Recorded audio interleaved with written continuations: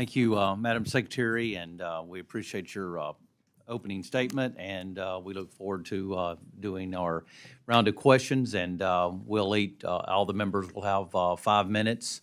I try to be a little bit lenient on the 5-minute rule because sometimes you're in the middle of a question or in the middle of an answer, and to finish that thought, but obviously to make sure that we have time for everybody, and there'll be members that'll be coming in and out. I do appreciate all the members when I start tapping to start wrapping up as we move forward. I'd like to start out by asking about the adverse effect wage rates.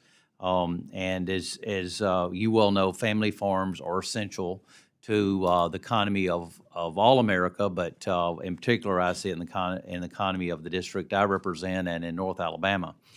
Unfortunately, under the previous administration, the H-2A labor rates required of agriculture employers became more and more unaffordable, and actually to the point that many family farms and specialty crop growers are at risk of being forced to close their farms. I know this is an issue that you are very familiar with, and because of that, I want you to commit to working with us and to ensure the family farms are able to maintain this operations. And so I would just ask you if you would be willing to do that as we move forward, and any comments that you'd like to make about that. Yeah, thank you, Chairman. Absolutely. I want to work with each and every one of you to understand the complexities of really what's happening across the country as far as it relates to any of the H programs, but particularly H-2A. As a former member, I did serve on the H-2A subcommittee through agriculture, as I sat on that committee, to develop what is working and what's not. And the one-size-fits-all, as we know throughout Congress, isn't always the case.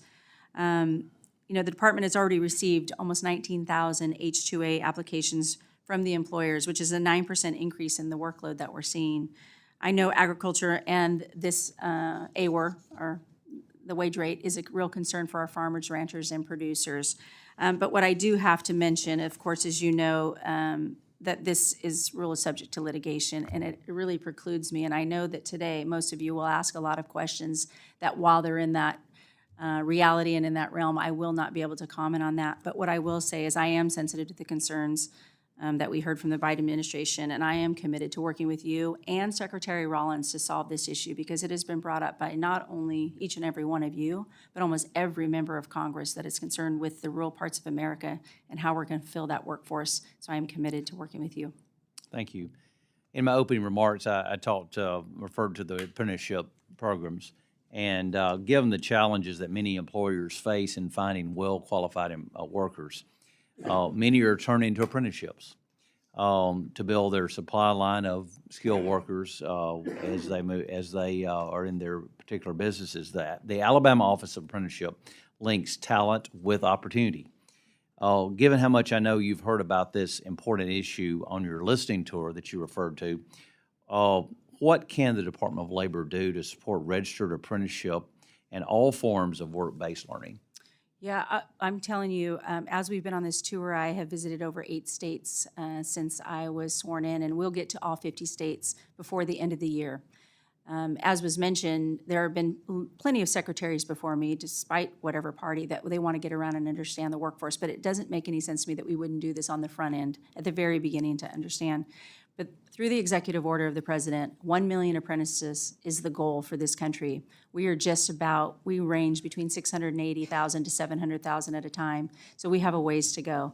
But see the investments. I was just in Ohio as well, and the Department of Labor is going to be focused on fulfilling that. And we know that every sector and every needs more, and it's not just in the traditional trades. We're seeing it across the board. So we will work with every industry to expand apprenticeship programs across the nation in order to fulfill the president's executive order for 1 million apprentices for that pipeline of the future workforce of America.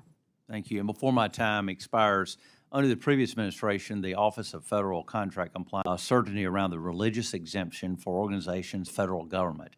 The rule allowed religious organizations to operate according to their religious beliefs while participating as a federal contractor.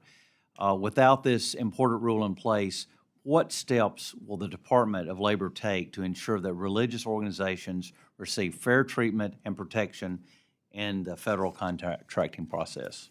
Yeah, thank you. On that, as the Office of OFCCP is, again, under litigation, I would like to work with your office to fulfill that answer for you when it's available.